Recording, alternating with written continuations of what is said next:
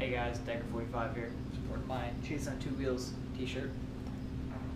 This is the video for the aftermath of the gear I was wearing when I hit that crash, how it stood up, and even if it didn't get damaged during the crash, how the gear itself has stood up over the past year. So, stay tuned.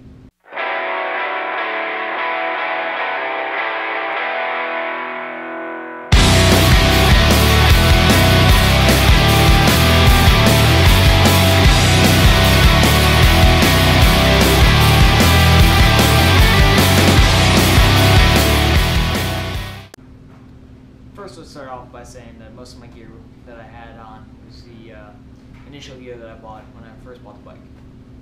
The jacket and the gloves, for instance, both by the same company, both what I thought were low quality, cheap brands at the time because I didn't have a lot of money when I was starting off riding. They were Flumer. They were made by Flumer. The jacket and the gloves, both made by Flumer. Weren't that expensive when I bought them. They seem like really like the gloves, for instance. I'll give you a close-up of these in a minute, but I'll talk about the gloves separately, and then I'm going to talk about the jacket separately. The gloves, noteworthy, didn't take any damage during the fall, so the damage that's to them is the damage that's happened over the past year. Where the jacket, however, is damage due to the fall. You'll get a close-up of this, explain this as well. On a separate note, these are the leather pants I had that I have yet to do a review, but now I have an actual reason to do the review. These are from YAS Leather. I bought them because they were the cheapest pair of riding leather pants I could find that had knee pucks for getting my knee down, which there was a video for that, and I'll put a link to that video in the description. This is also what led to me crashing and being overconfident. Led to me putting my knee down. Yeah, so I wanted pants so I could put my knee down and be more protected. Luckily, when I was riding that day, I had full gear on, so nothing actually happened to me. But these I hadn't had for a year, but because they survived a crash and they're still wearable, just not as pretty, you're gonna get a review on these YAS Leather pants. They're made in Australia, I believe. You can get them on eBay. I fully condone these. They don't give me kickbacks. They at one point said that they might, but they never got back to me on it. But they do a great job, great quality leather, and they're pretty stylish. The only downside I'd say to them is that their company doesn't offer anything smaller than I think it's these 32, the smallest they make, which I need a 30, which really puts a damper on how perfect the fit on these are. But yeah, so let's go on to the individual piece-by-piece review of each gear. Alright, so first thing we're going to talk about are these Flumer gloves. They're actually really good. I like them. I just didn't like that when I bought them, there's only color I could find. They have the hard carbon fiber knuckles. Their knuckles are breathable. You can get, good circulation. I mean, inside it's this really soft, really breathable, yet very warm during the winter material. It's made of full leather, except for the, like I said, breathable and soft material. The only downside I can say to these to go off of is this soft material that's on the edge instead of mesh. Yes, it's a lot warmer during the winter because I've worn other gloves that had a mesh-ish kind of material for the sides, and they weren't as warm during the winter. I'm not saying these things were, winter quality gloves, but they were definitely a lot better in the winter, but still perfectly fine during the summer. There is carbon fiber armored pieces throughout most of it. These up here are just more padding. And the inside the palms, there's decent amount of padding right on the palm where you'd hit. It's not race quality padding, but it's padding. Really good feedback. You can feel like the only damage that came of these, this soft material is very susceptible to Velcro, and it frays it out, which you can see in this pair of gloves over the course of a year. Put a legitimate hole in the glove. Yeah, so like a legitimate hole in the glove. That's the only thing I can say about these that are bad. Didn't get any damage from the ride or the crash. Just the they're not bad. I do recommend them. I do like them. They're cheap. I think I paid $30 for the pair of gloves. Not bad. And yeah, they've done their purpose so far. Now let's talk about the Flumer jacket. All right, it's got on the inside. It's got the, I think it's level 3 armor is what it's called. Just the foam armor back plate. It's got foam armor shoulders, foam armor forearm guards, I guess, on both sides. Does have the thing at the bottom to zip it to the pants. It has an outer layer and an inner layer. The inner layer I don't have with me right now. It's in the closet.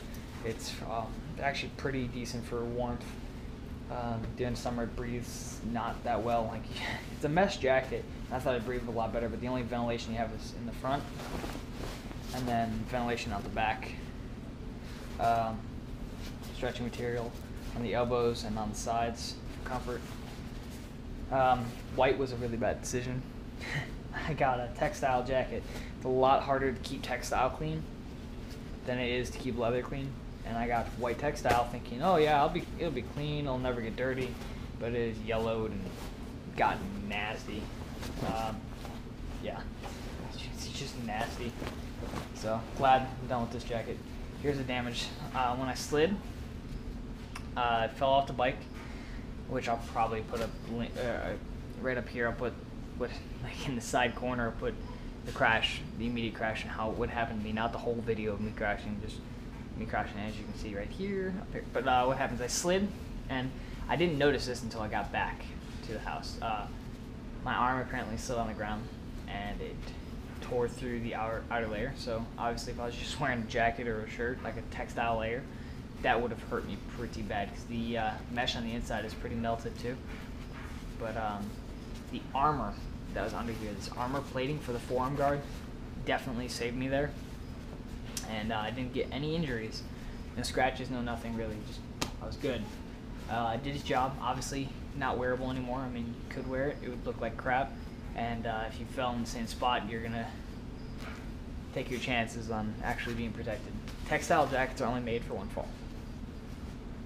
All jackets, all riding gear really is only made for one fall, but you can get more life out of leather than you can with the textile, which I'm obviously going to show you.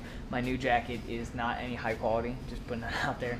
I'll do a review on that later. It's a built jacket. I've been told horrible things about built, but I got it for a steal of a price and I couldn't resist, so I needed a new jacket to ride with, so I got a built jacket.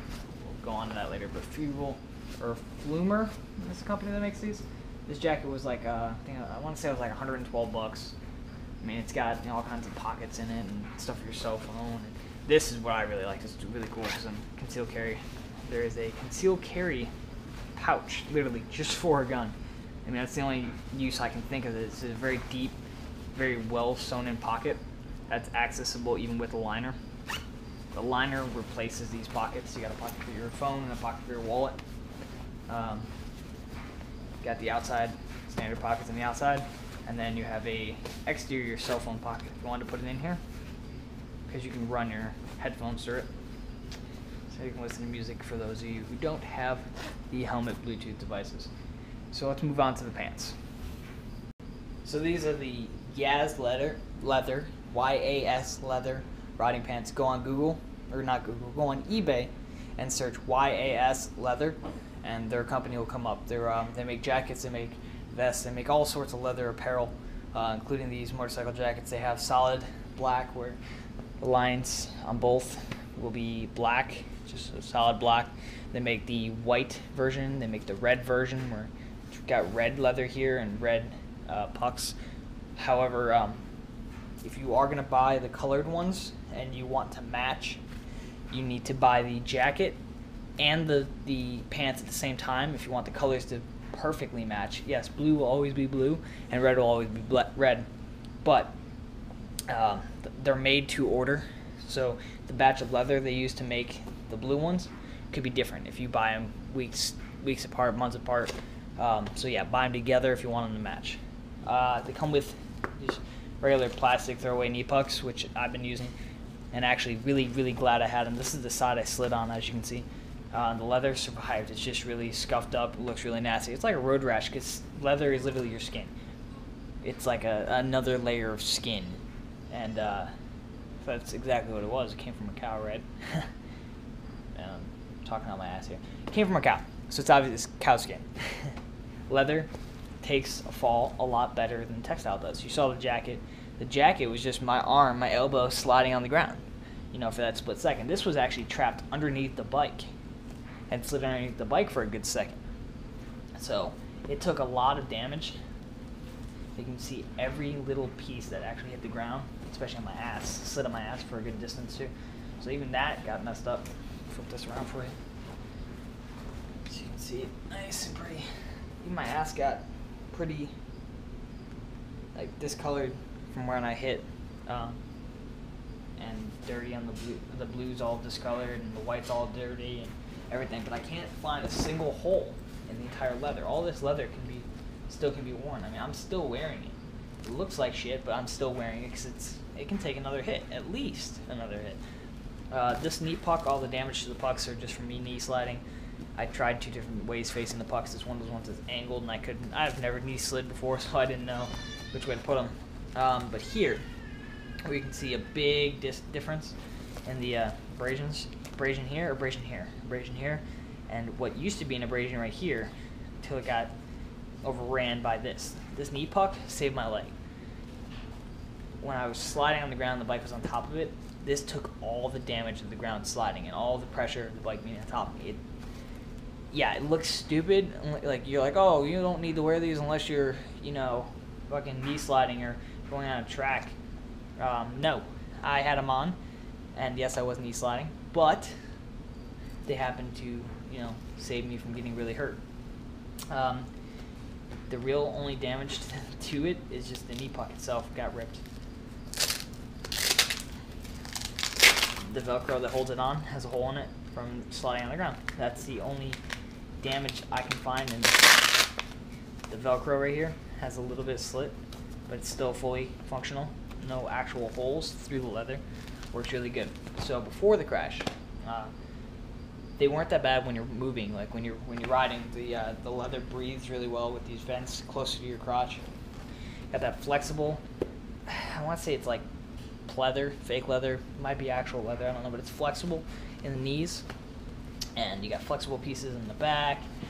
You got more flexible up on the back with obviously the zipper on the back that connects to any jacket that has the accepting zipper.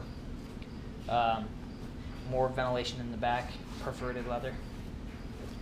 They breathe really well. They're not extremely hot. They have the same level armor as in the jacket that I showed you by Flumer or Flumer, whoever makes it. But this is YAS Leather, and they put the same level 2 armor protection, level whatever, in the side. You have some right here on the side. You have some down here on the knee, and it's on both legs. And then you have, yeah, that's all of it. But it breathes really well when you're riding. When you're sitting stationary, it gets pretty hot pretty quick, especially up here.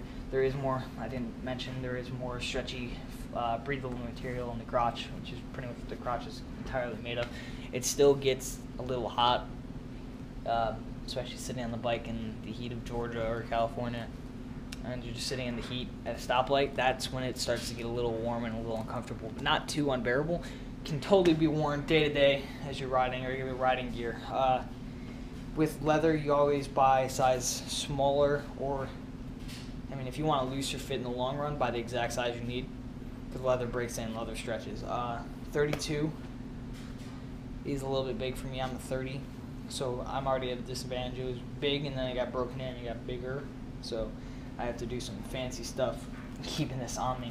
It's got pockets in the front, no pockets in the rear. I don't use the pockets because they're too hard to get into, too small, especially with gloves on. I feel like if I'm going to have something, it's going to be on my jacket anyways. But like I said, fully support this company. They do great. It held up great during the crash, left me unscathed and able to ride again. So that was the YAS Leather from eBay. Look them up, really good. I paid $100 for that pair of pants. Not bad at all. So there you have it, guys. all the gear that took damage or has taken damage over the past year in this video. Stay tuned for more. The bike is fixed. We're going to have some moto vlogs coming back out. I'm very excited. She's running great. We got her back up. Sarah is alive and happy again, still out there tearing some shit up. Also, the mad scientist who made my bike got his bike back from the dyno the other day, and we are officially, or he's officially, his Monster 1000 bike is officially at 603 horsepower on a dyno. That's not estimated, that is exact power. Gixxer, turbocharged, which has a lot of new mods on it, including water meth injection. His bike is a monster, like I'm saying. His bike just got back. It's at 603 horsepower on a dyno. Actual numbers, I'm going to get you some videos of his bike and maybe get him to do a walk around on it, but he built this bike to be a monster, and it's his daily rider. 603 horsepower, still blows my mind. My bike's doing good. She's back, ready to go. Stay tuned for more. It's Decker 45. Until next time, do you even ride, bro?